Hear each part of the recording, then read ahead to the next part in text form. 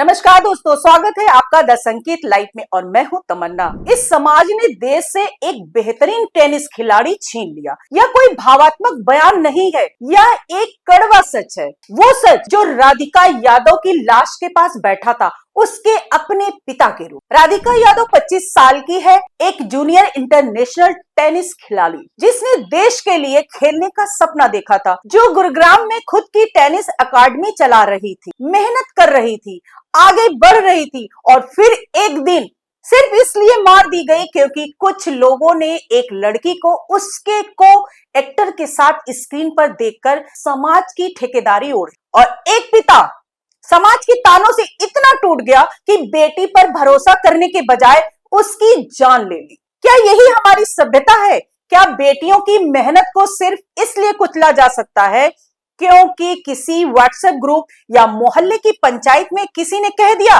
तेरी बेटी क्या करने लगी है?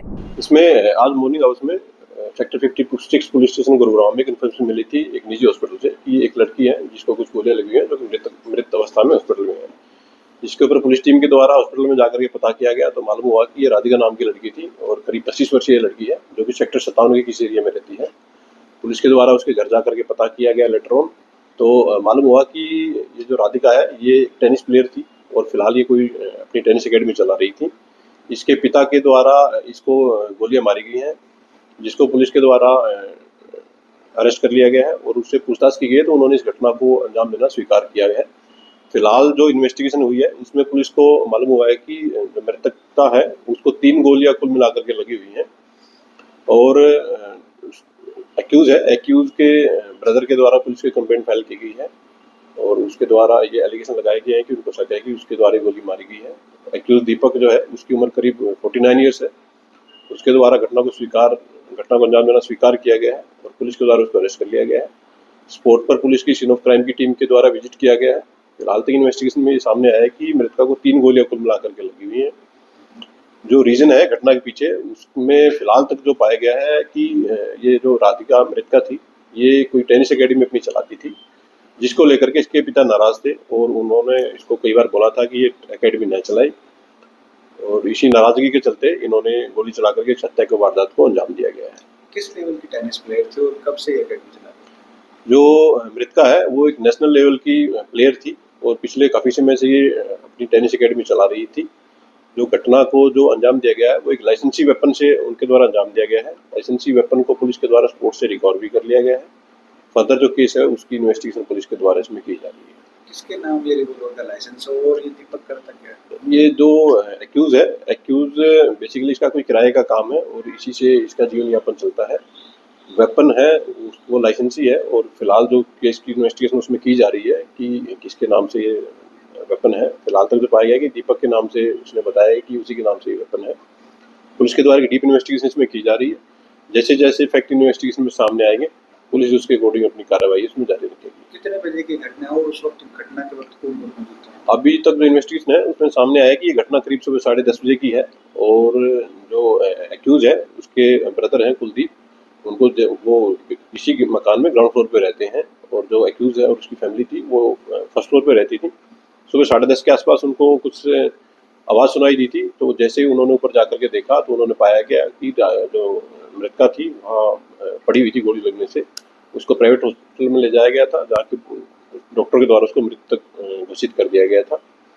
एक्यूज को पुलिस के द्वारा अरेस्ट कर लिया गया। फर्दर जो केस की इन्वेस्टिगेशन वो पुलिस के द्वारा इसमें की जा रही है।